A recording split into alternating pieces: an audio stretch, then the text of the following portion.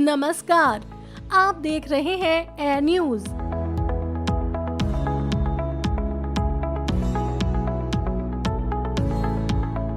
कांग्रेस सरकार के अत्याचारों से त्रस्त छत्तीसगढ़ की जनता कह रही है, आओ नहीं सही वो, बदल के रही वो।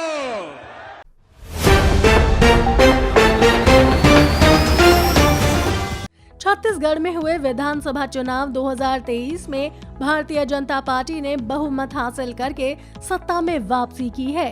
भाजपा ने 90 सीटों में से 54 सीटें जीती, जबकि सत्ताधारी दल कांग्रेस को 35 सीटें ही मिली। जानकारों की माने तो भाजपा की इस जीत का एक बड़ा कारण उसका लोक लुभावन घोषणा पत्र था, जिसमें उसने राज्य में विभिन्न वर्गों के लिए कई आकर्षक वादे किए थे। इसमें किसानों, महिलाओं, युवाओं, गरीबों, आदिवासियों और अन्य पिछड़े वर्गों के लिए कई योजनाएं शामिल थीं। भाजपा ने अपने घोषणा पत्र को छत्तीसगढ़ के लिए मोदी की गारंटी के नाम से जारी किया था, जिसमें उसने केंद्रीय सरकार के कार्यों और योजनाओं का भी जिक्र किया था। सबसे ज्यादा गौर करने वाली बात यह है कि अब जब भाजपा ने राज्य में सरकार बनाई है, तो इसके सामने इन वादों को पूरा करने की बड़ी जिम्मेदारी है। भाजपा के वादों में से कुछ ऐसे हैं जिनका पूरा होना आसान नहीं है, जैसे कि किसानों का कर्ज माफ करना, उन्हें उच्च दाम देना, 1 लाख शासकीय पदों पर भर्ती करना, 18 लाख प्रधानमंत्री आवास बनाना, गरीबों को 10 लाख रुपए तक का मुफ्त इलाज देना आदि। इन वादों को पूरा करने के लिए भाजपा को राज्य की आर्थिक स्थिति, केंद्र से मिलने वाली सहायता, विकास की गति और जनता की उम्मीदों को ध्यान में रखना होगा। इसके अलावा भाजपा का कहना है कि वो अगले 2 साल में शेष 60,000 पदों पर भी भर्ती करेगी। कांग्रेस ने भाजपा के इस वादे को झूठा और भ्रामक बताया है। कांग्रेस का आरोप है कि भाजपा ने राज्य में शासकीय पदों की संख्या को बढ़ाकर दिखाया है, जबकि वास्तव में ये पद पहले से ही मौजूद थे। कांग्रेस ने भाजपा से पूछा है कि वो युवाओं को भर्ती की प्रक्रिया, परीक्षा और चयन के बारे में स्पष्ट जानकारी दें। भाजपा ने इन आरोपों को खारिज करते हुए कहा है कि वो राज्य के विकास और जन कल्याण के लिए प्रतिबद्ध है। भाजपा ने कहा है कि उसने अपने वादों को पूरा करने के लिए एक रोड मैप तैयार किया है, जिसमें विभिन्न क्षेत्रों के लिए लक्ष्य और समय सीमा निर्धारित की गई है। भाजपा ने कहा कि वो जनता को अपने कार्यों का हिसाब देगी और उसकी उम्मीदों पर खरी उतरेगी।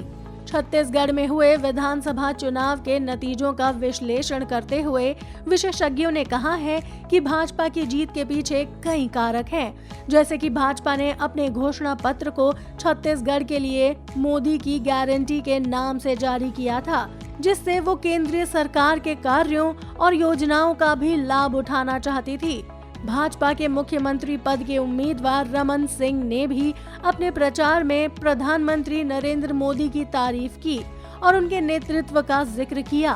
भाजपा के अनुसार मोदी की लोकप्रियता और उनके विकास के नारे ने राज्य में जनता को आकर्षित किया। इसके अलावा भाजपा ने अपने घोषणा पत्र में राज्य के विभिन्न क्षेत्रों के लिए विकास के लक्ष्य और योजनाएं बताई थी, जैसे कि कृषि, शिक्षा, स्वास्थ्य, रोजगार, आवास, बिजली, सड़क, पानी, जलवायु परिवर्तन, पर्यटन, उद्योग, खनिज, वन, आदिवासी कल्याण आदि। भाजपा ने कहा है कि वो राज्य को एक विकसित, समृद्ध और आत्मनिर्भर बनाने का संकल्प लेती है।